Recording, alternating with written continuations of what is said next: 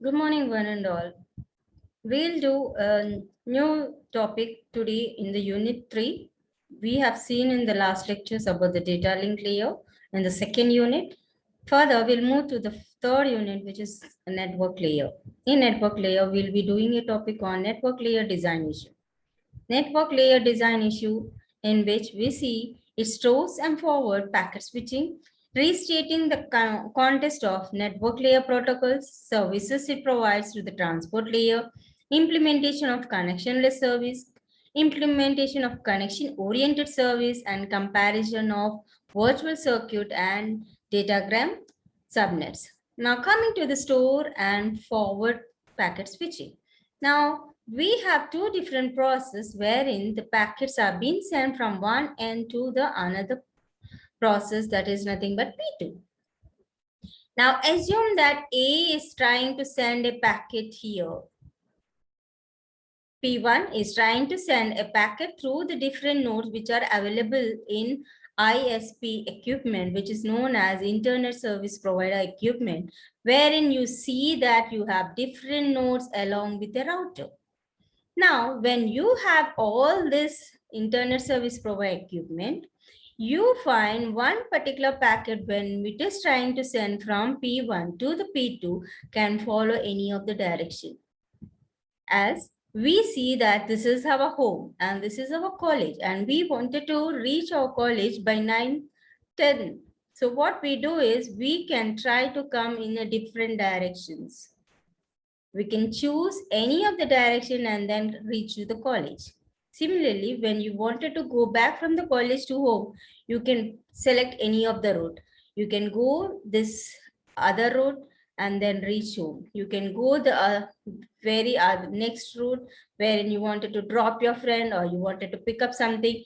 So on the way, whatever you wanted to do, you would just try to do at the different nodes what you wanted to do. So basically what I wanted to tell you here is when process P1 and process P2 is there and each process wanted to send one particular packet to the other process, we see that it tries to store the information at the node where it reaches while it is passing through the internet service provider equipment. So you have a customer equipment which is outside the owl. This is what is a customer equipment. Carrier equipment is the one wherein you see the routers are connected to the transmission lines. These are all called as the transmission lines, wherein you see that the path can be indicated by linking two of the nodes.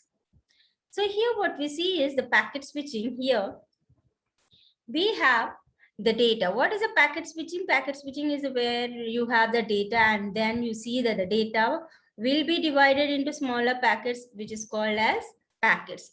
This data is being passed from process 1 to process 2. So what we see is while they are being passed, they will be passed in the form of packets. This is in network layer. When you're trying to pass the data or transmit the data in the data link layer, we call the data as frames which are being passed from one process to another process. So here we see that the data is divided into smaller parts called as packets, and the packets are being transmitted from node to node, processed and forwarded. Before process, we see that they also are stored. That means they try to store the data and then they move into the next node. That is what happens in packet switching. So here we have two types of connections. One is connectionless datagram, one is connection-oriented virtual circuit. Connectionless is the one wherein we see that two nodes, now two processes are there. When this process wanted to transmit or see that the data is being transmitted from one end to another, you see that they need not have any connections before it transmits the data. So that is nothing but the connection will not be established between process 1 and process 2. And then we see that process 1 keeps sending without getting any acknowledgement from P2. That is what is called as connectionless. Wherein you can see that broadcasting is one of the good example wherein we see that in TV9 or some news, wherever we see the radio and TVs, we see that we keep giving the information, but we will not receive any of the acknowledgement from the receiver end. That is what is called as connectionless. And then even now when I am giving a lecture, you see that you can see I am just giving the lecture, but whether you're hearing me or not is also called as connectionless. That is what the datagram.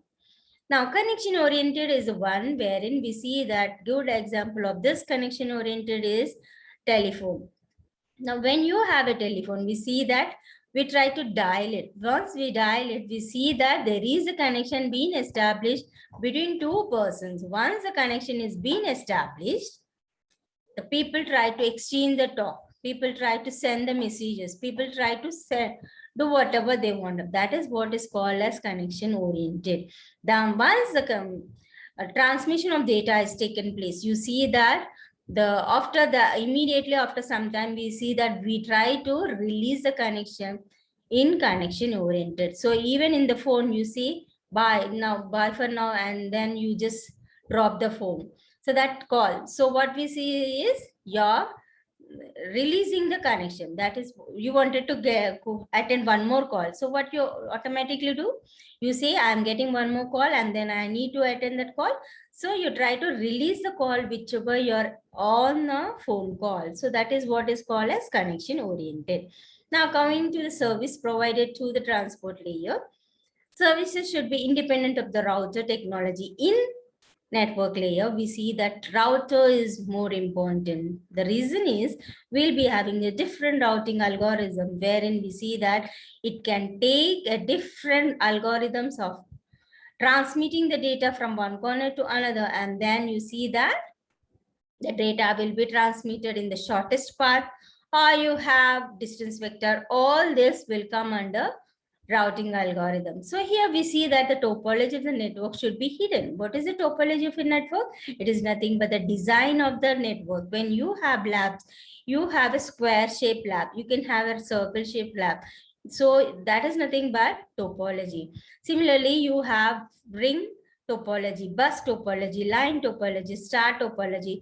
So these are nothing but topology of the network should be hidden. Okay, so that is what the transport network layer will be dealing about the different topologies in the network. And then network addresses available through the transport layer should be uniform even across the local area network or wide area network. Then we also have network layer designers. And then we see that you have again coming back here, as I told you, in telephone companies is nothing but the connection oriented. When we have internet community, it's a connectionless. When we see that the data will be transmitted through one particular place, and then you see that whether it has been received by the other side, we are not aware. So this is called as connectionless, is also known as unreliable network or unreliable transmission, whereas connection oriented is called as reliable because we get reply acknowledgement from the receiver. So here we see that implementation of connectionless services, process 1 and process 2. And then we have the same internet service provider equipment wherein A, B, C, D, you can see. And then you see that the packet can go the either of the way, as I told you.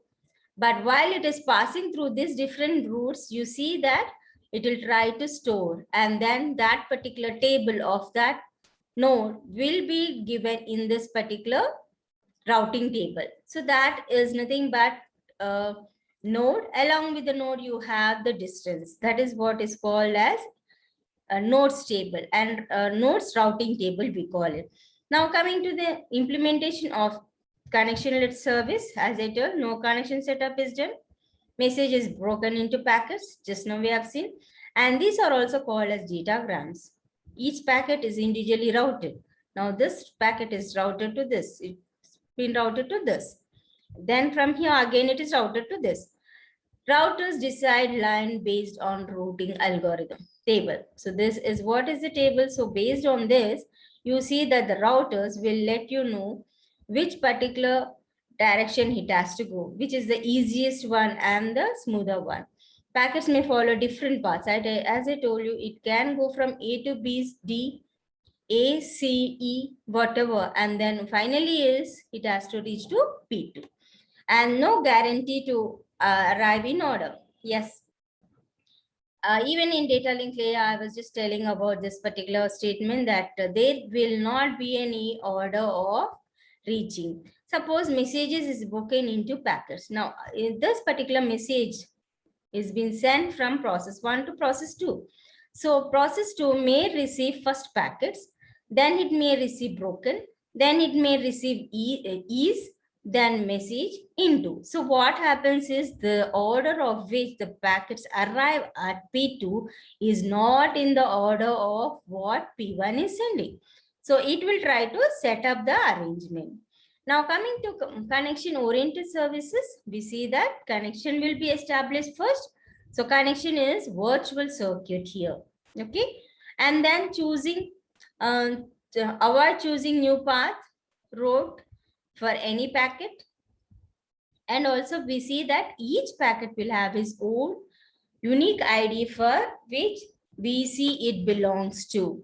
So here what we see is we have P1, P2 and P3. So what happens is P3 and P1 are trying to send a packet from node A to F through all this particular nodes. So what happens is it will try to establish a connection first, then it tries to send that particular packet to the other node. That is what it is called as connection oriented, wherein each packet will have its own ID number, that is the packet ID number when it is being sent from one node to another.